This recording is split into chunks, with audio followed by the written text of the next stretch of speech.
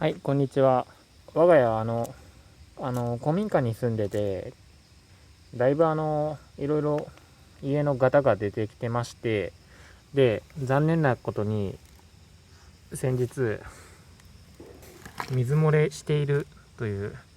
通知が入ってまして、今ご覧の通りパイロットマークがぐるぐる回ってるんですけど、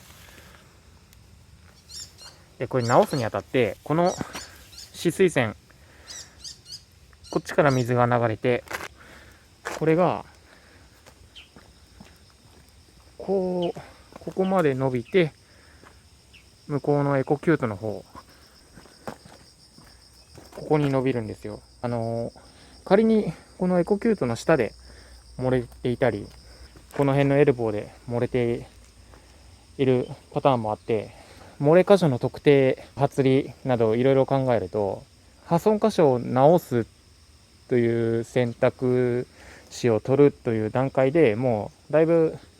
修理費がかかるなというふうな予想が立てられますと。で、水道屋さんと話した結果、もう思い切ってここからまっすぐ家の方にもうちょっとカットしてあるんですけど、家の方にもう直で水道管通して、残りは床下配管でもうつなげてしまってやろうかなというふうに企んでますと。で、水道管工事っていうのは基本的に資格ない人触っちゃダメなんですよ。なので僕が今できるのは発離と、下準備ですね。ということで、ちょっとそんな動画を撮ってみようと思います。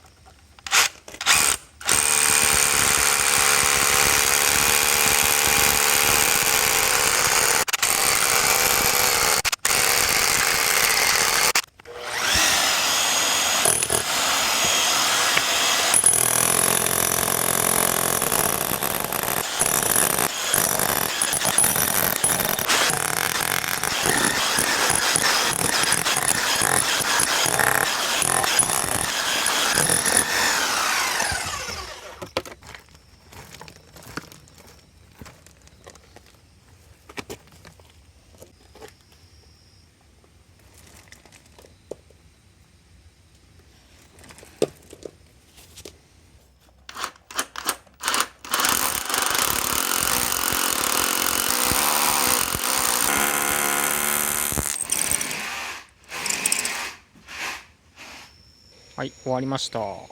だいたい想像してた通り、この層をグラインダーで切って、で、中に砂利、岩、あとは奥の方は屋内に通じるようにハンマードリルと電動ハンマーでぶっ壊して、止水栓側も配管をむき出しにして、これトンボになってますけど、これで完了です。あとは水道屋さんにお願いして、完成したら埋め戻すような感じでいこうと思います。